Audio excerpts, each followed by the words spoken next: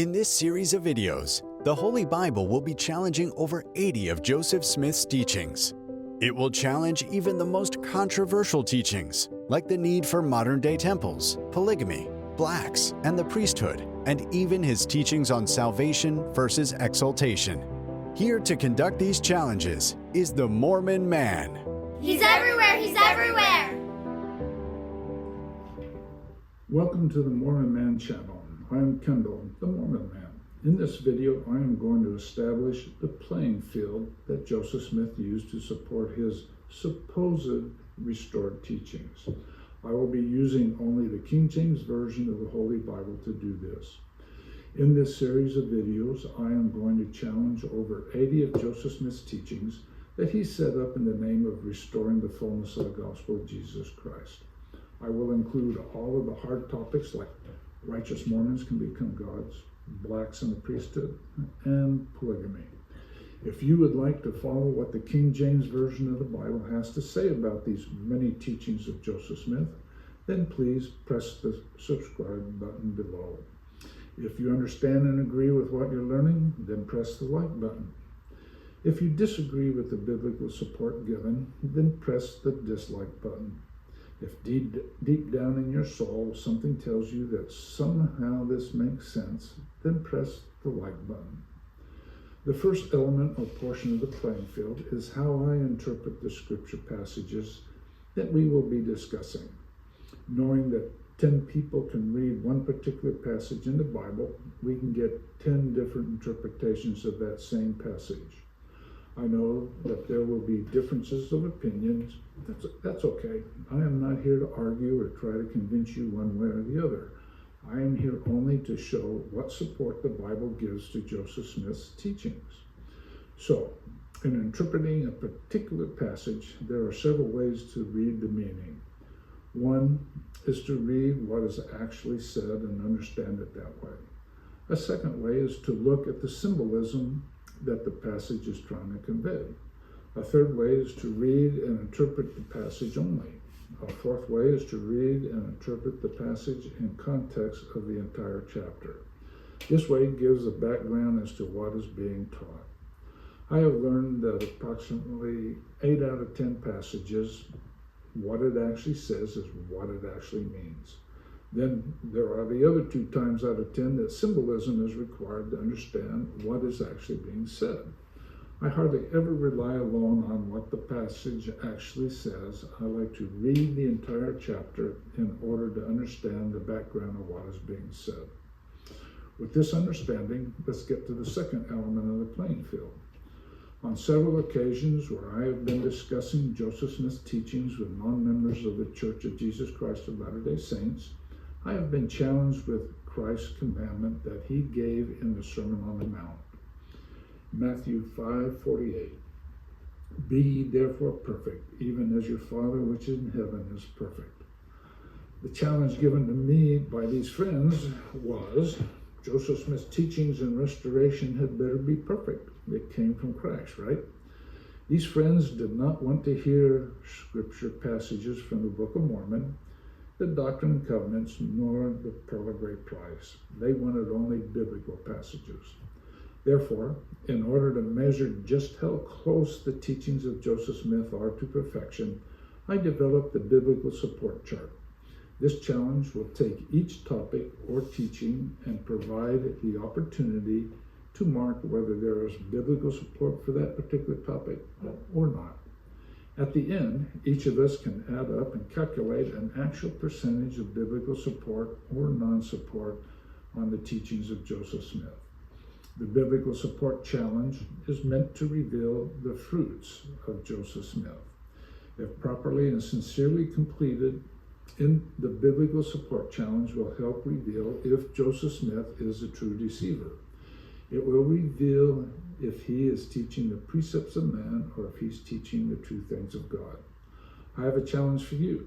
Of the 83 teachings of Joseph Smith, how many do you think will have some kind of biblical support?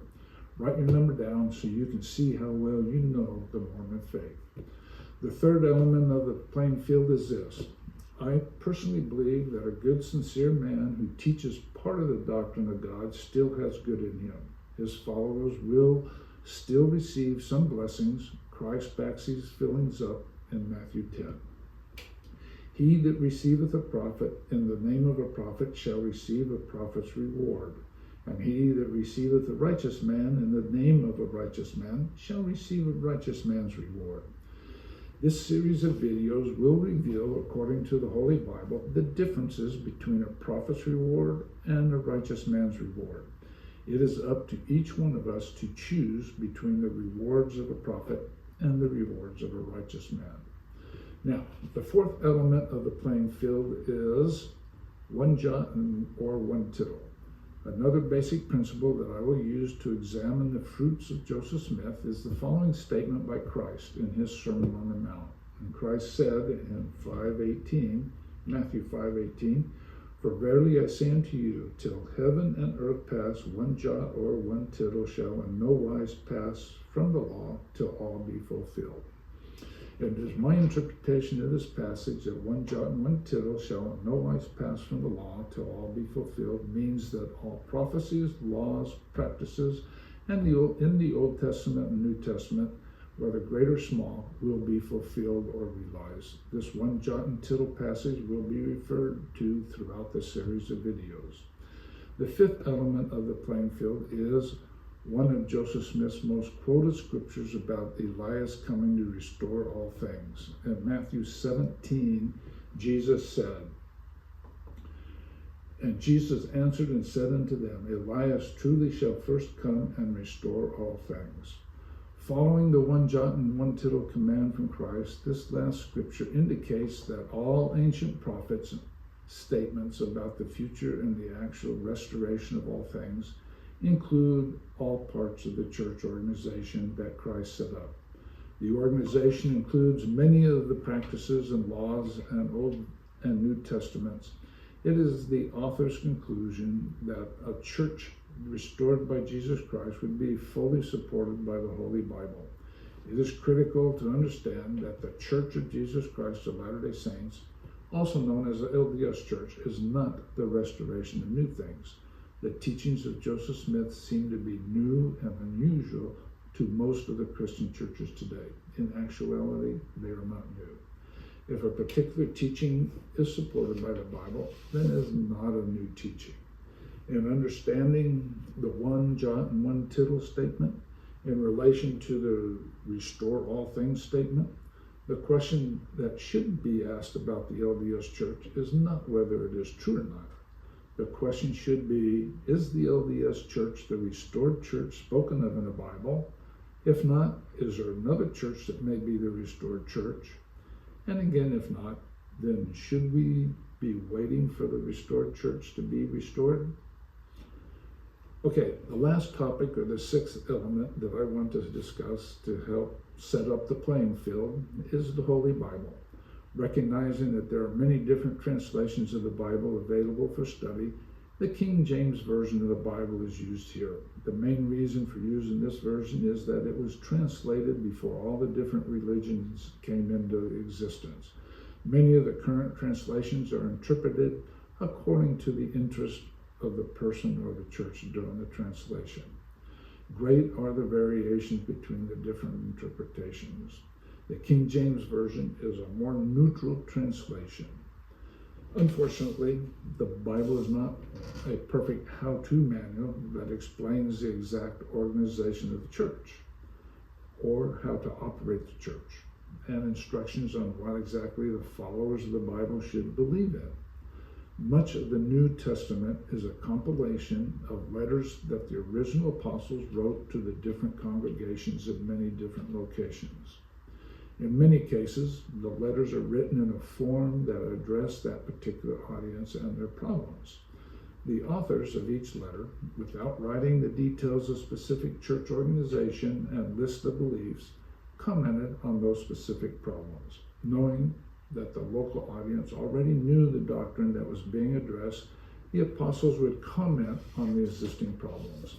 This resulted in many passages being vague to the current readers of the Bible, which leaves the interpretation of many doctrines to the imagination of the different religious scholars involved, including Joseph Smith.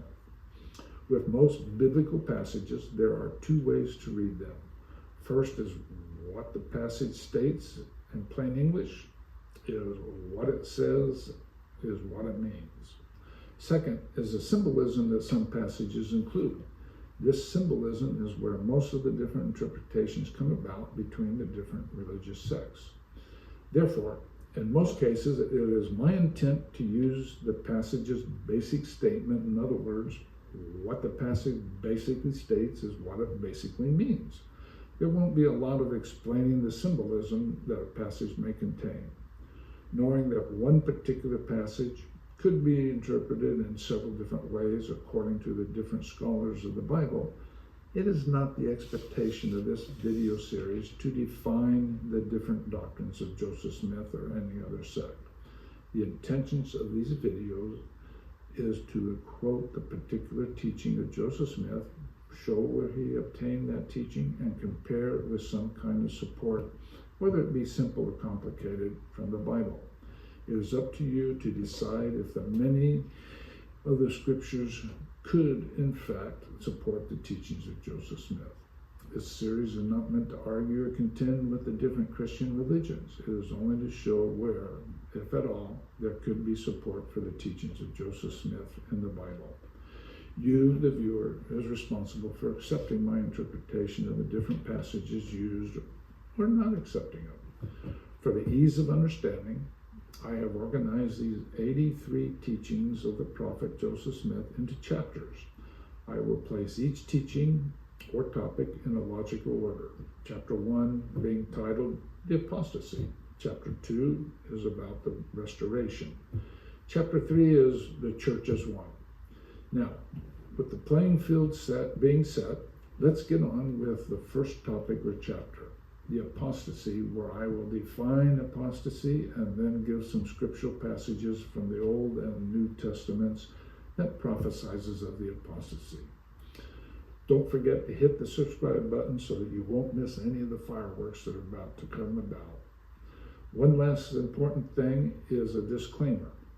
I am not an official authority speaking for the Church of Jesus Christ of Latter-day Saints. I am just a member, one of the Christ saints. If our prophet or any of our apostles has a different opinion on any teaching or interpretation of mine, then definitely go with their teaching or opinion. Thank you very much for joining in with me. Have a blessed day. Be watching for another of the Holy Bible's challenge to over 80 of Joseph Smith's teachings, presented by one of the most fantastic truth seekers, the Mormon Man. He's everywhere, he's everywhere.